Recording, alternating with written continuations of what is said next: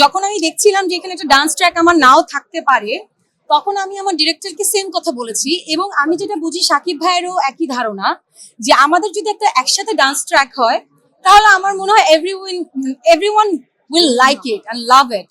So ওই জায়গা থেকে আমরা পুরো টিম চেষ্টা করছি। এখন আল্লাহ ভরসা, বাকি খুবই ভালো।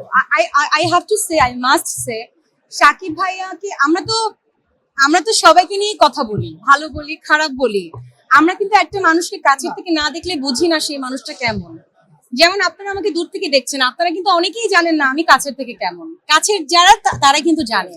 তো সাকিব ভাইকে আমি যেটা দেখেছি কাজ করে, he is very professional artist. মানে এত মন দিয়ে এবং ডেডিকেশনালি কাজ করে। সো আমার কাছে এটাই মনে হয়েছে যে দূর থেকে একটা মানুষকে সহজেই জাজ করা আসলে উচিত না। সে আসলে he is a superstar, he is.